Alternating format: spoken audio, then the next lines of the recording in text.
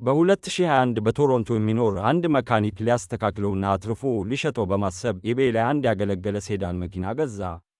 ጥገና እያደረገ ሳለ የትራንክ ወለል ከተለመደው ውፍረት እንዳለው አስተዋለ። መከለያውን ገልጦ ሲያየው ከስር የተደበቁ በርካታ የፕላስቲክ ሳጥኖች አገኘ። በውስጣቸውም አጠቃላይ ዋጋቸው ከ$260,000 በላይ የሆኑ የወርቅ ባሮች ተደብቀው ነበር። ትልቅ ዕድል እንደገጠመው በማሰብ አንዳንዶቹን ለመሸጥ ወሰደ።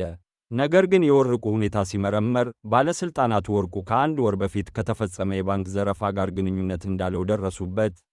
ፖሊሶች መኪናውን ወደ ሸጠው ወንጀለኛ በመከታተል መካኒኩን በቁጥጥር ስር አዋሉት።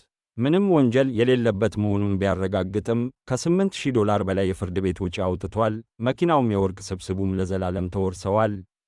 በሌላ በኩል በ2019 በፊኒክስ የሚኖር አንድ ሰው ከካር ዲለርሺፕ ያገለገለ የቅንጦት ኤስዩቪ መኪና ገዛ። የኋላ መቀመጫውን እያጸዳ ሳለ ከስር ተወሽቆ የነበረ ጥቁር የጉዞ ቦርሳ አገኘ። በውስጡም ዋጋቸው ከ$50,000 በላይ የሆነ ሮሌክስ ዴይቶና ሰዓትን ጨምሮ በርካታ ውድ ሰዓቶች ነበሩበት። በጸጥታ ከማስቀረት ይልቅ ቀድሞ የነበረውን ባለቤት አፈላልጎ አገኘው። ሻጩም መኪናውን ከቀየረ በኋላ ቦርሳውን በመኪናው ውስጥ እንደረሳው የተገነዘበ ባለጸጋ የሰዓት ሰብሳቢ ነበር። ሰውየው የተወሰነ ሽልማት ያገኛል ብሎ በማሰብ ሰዓቶቹን ሁሉ መለሰለት። ነገር ግን ባለጸጋው አመስግኖት ብቻ ያለምንም ሽልማት ጥሎት ሄደ። በ2022 ደግሞ በቺካጎ የሚኖር አንድ የኮሌጅ ተማሪ $2,500 አውጥቶ አሮጌ ያገለገለ ፒክአፕ መኪና ገዛ።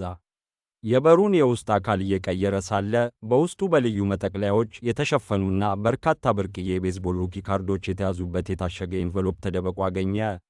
ወደ አንድ ሰብሳቢ ወስዶ ሲያስገመግማቸው ዋጋቸው ከ$90,000 በላይ መሆኑን ተረዳ። እርስዎ ቢሆኑ ኖሮ ከእነዚህ አስገራሚ ግኝቶች ውስጥ የትኛውን ይመርጡ ነበር? ሐሳብዎን በኮሜንት አጋሩን።